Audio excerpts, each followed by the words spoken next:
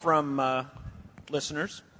Ron, who is your representative in Congress, and have you ever wondered if you could do a better job? Jim McDermott, and I couldn't do a better job. No, I couldn't.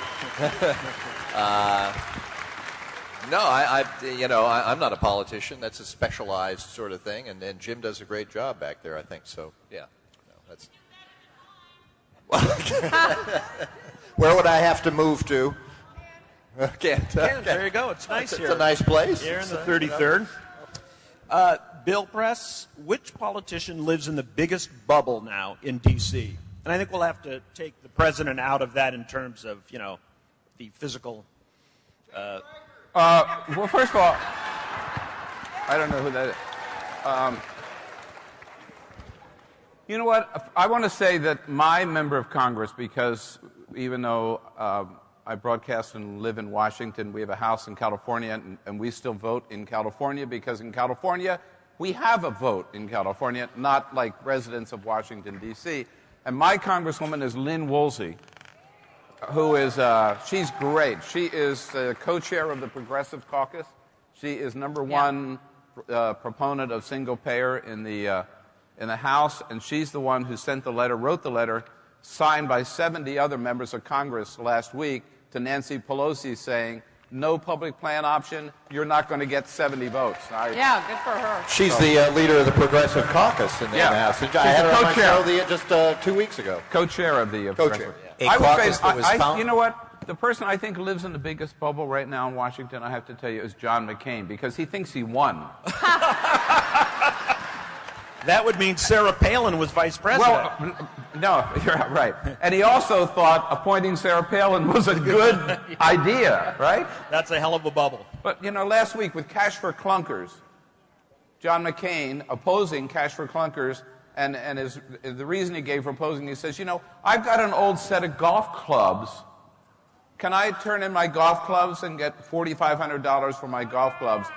As if that equates saving the American auto industry or helping American consumers. No, I think he's become totally crazy. Yeah, how about the Republican that was like, how about if we subsidize chicken and call it Cash for Clunkers? Yeah. Mike Malloy, the question was what makes... Wait, what happened to me? I don't have to go in order, do I? Fine. Okay. Oh, okay.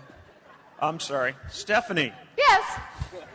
Why, hello, Dave. I have 2 words for you. Sarah Palin. Yes. What the fuck? Speak to us. Speak to us of... WTF, OMG, LOL, right? Of Sarah Palin, if you could. The question is what do you think is going to come of her? Are we going to have her on a national ticket again? Is she going to be on TV or radio? Or are we going to forget her? I think she's going to get my old job as a dancer at the Itchy Kitty in Reseda.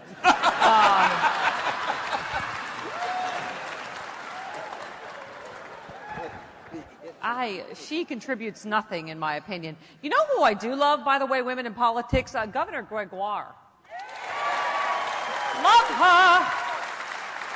I got to tell you, I was up here, Dave, a year or two ago, speaking to the Seattle Machinists Union. And I got to tell you, before the speech, I'm just standing around, we're all, just talking, having drinks, whatever, talking to a guy, union guy, and she comes up, I never met her, and she just, started talking to us, and she shook the guy's hand. She goes, hi, I'm Christine Gregoire, and we're talking. I'm like, you're the governor.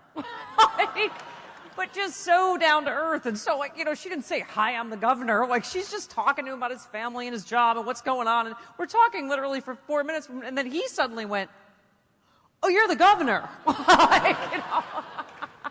We need more people in politics like that. All right. What was my question, please? It doesn't matter. Nobody answers the questions I ask, so you can just go ahead and say whatever's on your mind. No, the question the listener had for you was what makes you the most angry, and then it was what topic really pushes his button. So you can choose to answer that either what makes you angriest out there in the world or on your show. It usually starts when I wake up in the morning. What makes me the most angry is to realize just where, I'll tell you what makes me the most angry, I have a listener, Kay, from San Francisco, who's a school teacher, and she emails me a lot. And what we talk about in these emails is the lack of education that the kids get about the history, the real history of this country. And what makes me the angriest is the depth and breadth of the ignorance in this country. And I'm not saying that as any kind of an educational elitist. You know, the last thing I graduated from, I think, was high school. So it's not like, you know, I'm not real educated like Tom, but I got thrown out of high school. yeah, he got thrown out of high school. He did. I did not graduate. He really did. But, You too? Yeah, he got thrown out. Me too. Tell him why. No. But Stephanie, bunch of losers up here. yeah, we are. We absolutely are. But understanding how critical it is to know where we've come from, who we are, what we've done. You know, I never learned that the country was founded on slavery and genocide, which it was. I never learned all the stuff that I should have been learning when I was in high school and even middle school. So that's the thing that irritates me the most. I think I got a wonderful public education. There were just huge holes where it concerned the history of the United States. And now it's even gotten worse. When you have lobbying groups of parents who are, on the one hand, pushing for creationism to go in the science books, on the other hand, saying that there's too much emphasis on social heroes in this country, whether they are blacks or whites or Native Americans, whatever. There's too much emphasis on that. That's the part that makes me the most angry. Thanks. Tom, your question is serious because I've learned you're the serious one, but it comes from Skip in Edmonds. And I'm going to... Bill wants to compete with Oh, you. wait, no, Bill is serious. Bill is serious, Bill's the too. serious guy. Yes, that's I'm also true. XM. Oh, no. Ladies and germs. He's here all week. And I'm going to have to rephrase it a little bit because it's one of those long ones. But basically it says, Tom Hartman is constantly trashing my president because he's not living up to Tom's far-left positions. And the question is that, you know... Yeah, Tom. Yeah, Tom, there you go.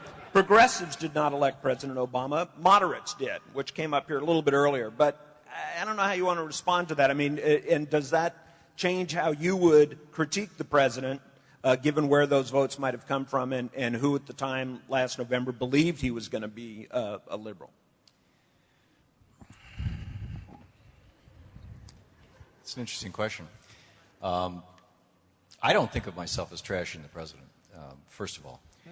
But one of the reasons why, and in fact we had a conversation about this in the car on the way over here, one of the reasons why I absolutely don't do suck-up interviews with politicians, and we were comparing stories about one particular senator I'm not going to name, in particular that several of us have had a very similar experience with, Bill and I actually, where in my case I had this senator on and asked the senator, this was like 3 years ago, and the senator had solicited to come on the show about the war and asked my war questions, and then I said, why are you supporting the bankruptcy bill?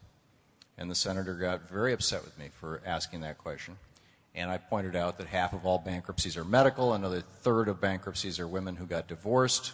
There's only less than 1%, 0.7% of bankruptcies are fraudulent, and the rate of prosecution, successful prosecution of fraudulent bankruptcies is like over 90%. There's no bankruptcy problem. This is just a sellout to the banks. And afterwards I got a call from that senator's chief of staff saying, what the hell do you think you're doing? Obviously you don't know how to do talk radio. Why don't you take a lesson from fill in the blank of another talk radio show host who I'm not going to name here, and learn how to do a decent interview with a politician, et cetera, et cetera. And at that point, up to that point, I rarely had politicians on. Since that point, I have Bernie Sanders on every week. Bernie not only will be upfront and say that he's a socialist or a democratic socialist, but he